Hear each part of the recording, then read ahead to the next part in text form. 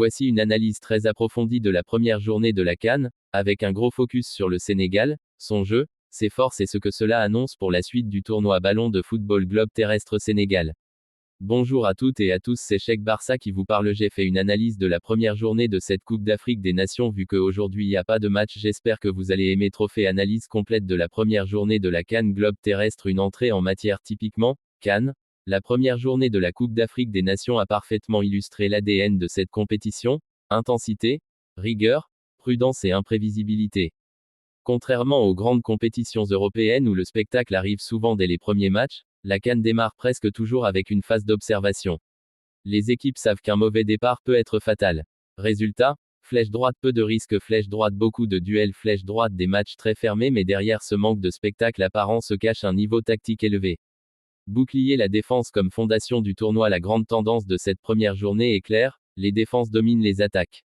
Ce qu'on a observé: bloc bas très compact, défense à 4 bien alignée, milieu défensif hyper discipliné, peu d'espace entre les lignes. Même les équipes favorites ont eu du mal à se créer des occasions franches. Beaucoup de matchs se sont joués sur un coup de pied arrêté, une erreur individuelle, une action isolée de grande classe. Droit, la CAN 2025 confirme que sans solidité défensive, aucune équipe ne peut aller loin.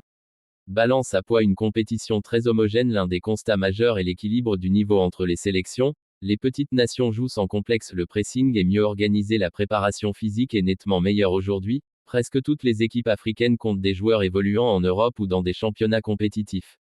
L'écart de niveau se joue désormais sur l'expérience, la gestion mentale, la profondeur de banc. Sénégal Focus Sénégal. Une victoire de champion, tête de lion, un statut à assumer. Le Sénégal est arrivé dans cette CAN avec un statut clair, celui de favori et de champion en titre.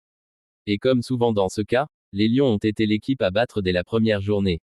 L'adversaire a logiquement adopté une stratégie prudente: bloc très bas, densité dans l'axe, jeu dur et physique. Loupe analyse du jeu sénégalais. Le Sénégal n'a pas livré son match le plus spectaculaire, mais il a livré un match intelligent.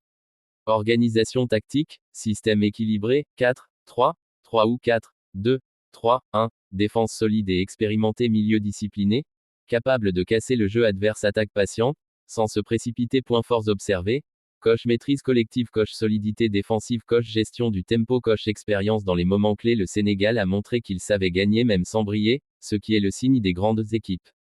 Bouclier, une défense impériale. La défense sénégalaise reste l'une des meilleures du continent. Peu d'occasions concédées, bonne lecture du jeu, duel gagné, sérénité du gardien droit. Cette solidité permet au Sénégal de jouer avec patience, sans paniquer, même lorsque le but tarde à venir.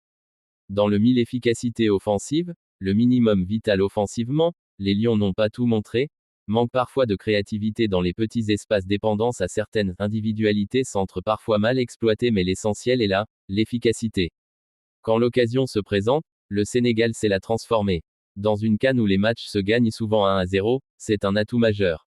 Cerveau, la maturité mentale, arme numéro 1. Ce qui distingue vraiment le Sénégal, c'est sa maturité mentale.